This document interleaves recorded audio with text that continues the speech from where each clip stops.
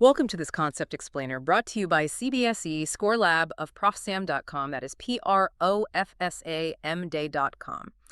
Today, we are undertaking a critical deep dive into the magnetic field due to a current element. This is, of course, defined by the Biot-Savart Law, a really crucial topic from our unit on moving charges and magnetism.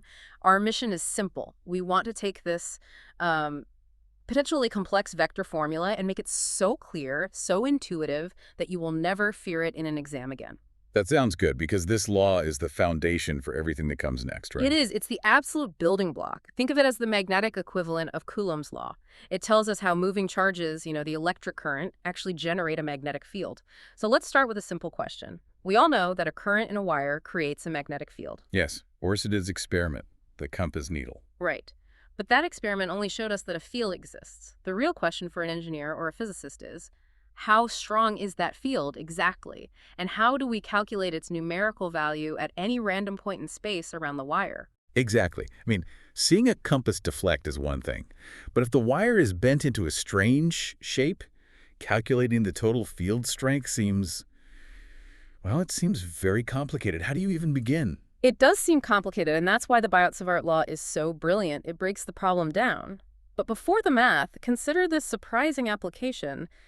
Every magnetic field you can measure, from the tiny one in an old TV screen to the huge fields inside an MRI machine, is fundamentally just the sum of tiny, tiny fields created by individual moving charges. Wait, you're saying even a single moving electron creates its own magnetic field, just scaled down? That's it, exactly. It is quite profound, isn't it? It shows the unity of electromagnetism. And the Biot-Savart Law is the mathematical toolkit that lets us calculate the exact contribution from every single piece of moving charge. Okay, so let's unpack the core idea now. The main concept is we don't try to calculate the field of the entire wire all at once. That's too hard. Instead, we look at an infinitesimally small segment of the wire, the tiny piece. We call this the current element. And that's denoted by IDL, right? Where I is the current and DL is the tiny length of the wire segment. Precisely. And DL is a vector pointing in the direction of the current flow. Now, this tiny current element, IDL, contributes its own tiny piece of magnetic field. We call that tiny field dB. The Biot-Savart Law is simply the rule that tells us how to calculate this small piece, dB. Let's use an analogy to make this clearer. Imagine a long, winding pipe with water flowing through it.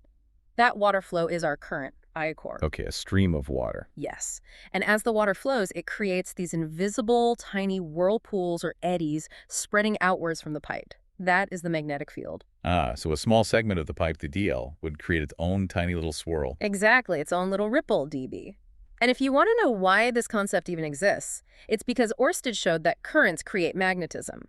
But Biot and Savart gave scientists the actual mathematical relationship, the formula they needed to design powerful electromagnets and motors. So if we add up all the little ripples from all the tiny pipe segments, we get the total wave pattern, the total magnetic field.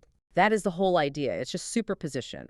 So your mental image should be a wire glowing with current. And all around it, you have these concentric circles of the B field. Every tiny current element, DL, is contributing a tiny piece, dB, and they all add up. All right, now let us see how NSERT defines this and puts it into the formal vector language that you need for your exams. Could you read out the formal statement for us? Pay close attention to the wording. Of course. Reads, according to Biot-Savart's law, the magnitude of the magnetic field dB is proportional to the current I, the element length dl, and inversely proportional to the square of the distance r. Its direction is perpendicular to the plane containing dl and r, thus, in vector notation, dl err. Perfect. Now that vector notation can look a bit scary, but let's break it down into 4 key dependencies. First, just look at the magnitude. It says dB is proportional to the current, I, and the length of the segment, dl. More current or a bigger piece of wire means a stronger field contribution. Simple physics, isn't it? More flow, more field. Second, and this is a big one, it follows the inverse square law. It's proportional to 1 by r squared. This is just like Coulomb's law. The field strength drops off very, very fast as you move away from the wire. Okay, wait, I have a doubt here. The magnitude formula has r squared in the denominator, but the vector formula you just read had r cubed. Why is there a difference? Does that not violate the inverse square law? That is the #1 point of confusion. An excellent question. No, it does not violate the law. It's just a bit of a mathematical notation. The vector formula uses the position vector r in the numerator, not just the distance r. And remember, any vector, like r, is its magnitude, r times its unit vector, r hat. So you're saying r equals r times r hat. Exactly. So if you substitute that into the numerator, you get r dl cross r hat, all divided by r cubed. Oh, I see. The r in the numerator cancels out with one r from the denominator, leaving r squared behind. Precisely. The r over r cubed simplifies to 1 over r squared. The physics is always inverse square. You can use either form of the equation. They are identical. Hope everything is clear so far. This concept explainer is from ProfSam.com. That is ProfSam.com. Now for the third key point, and this is crucial for the vector product, the direction. Because of the cross product, dl across r, the resulting field dB must be perpendicular to both the current element dl and the position vector r. So the magnetic field always circles the current. It never points straight out from the wire or along the wire. Never. The field is rotational, not radial, like an electric field.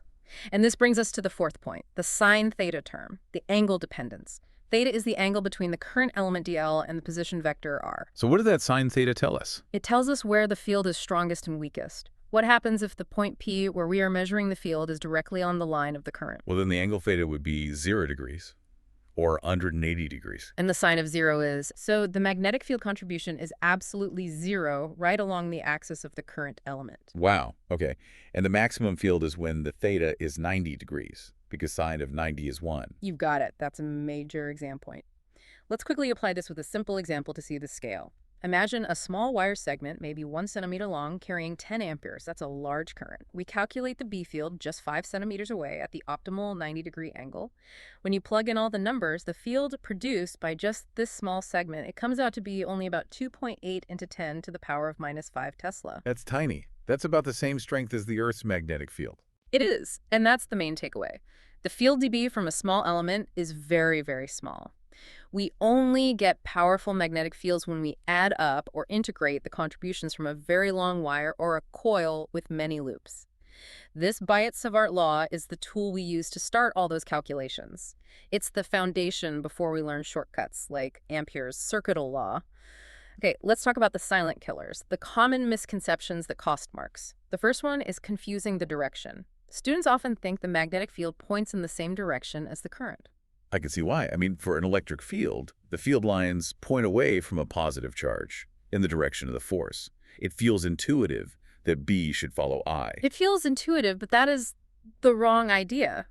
The correct idea, because of the cross product, is that the magnetic field is always perpendicular to the current. It circles around it. You must remember this. Magnetic fields are loops. Electric fields are lines. Okay, so I should remember. Current is vertical, field is horizontal circles. Always perpendicular. Perfect. Lock that phrase in. Second killer.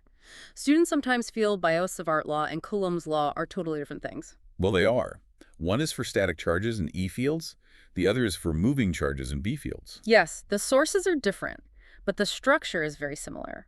Both laws state that the field is proportional to the source charge or current element. And crucially, both are inverse square laws. B is proportional to 1 by r squared. So they share the same mathematical skeleton. Exactly. Understanding that helps you see the bigger picture of electromagnetism. Now, to lock this into your long-term memory, let's use some memory anchors. For the formula, just remember the proportionalities. B is proportional to I, and B is proportional to 1 by r squared. For the direction, you must use the right-hand rule gesture. Hold your right hand out. Your thumb points in the direction of the current, I. Now, curl your fingers.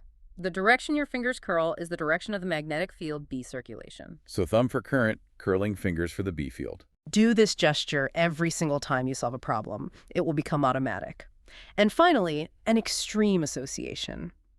Imagine a powerful water hose spraying water straight up into the air. That's the current I. But around that main stream of water, you see little whirlpools and eddies swirling in circles. And those are the magnetic field lines. Yes. The faster the water flows, the stronger the swirls. Higher current, stronger field. And the swirls are always perpendicular to the main flow. All right, let's summarize our 3 key factual takeaways from this deep dive. 1, The Biot-Savart Law calculates the magnetic field, dB, created by a tiny current element, IdL. It's the magnetic equivalent of Coulomb's law. 2. The field strength is directly proportional to the current, I, and follows the inverse square law with distance, r. So B is proportional to I over r squared. And 3. The magnetic field always circles the current. It is perpendicular to the current element, and the total field is found by the vector integral of all these small contributions. To get maximum marks in 12th CBSE Physics, Chemistry, and Maths, visit profsam.com. That is P-R-O-F Samra. Yeah. Yes, profsam.com. Thank you for joining us for this deep dive into the Biot-Savart Law. Study well, practice those cross products, and we will talk again soon.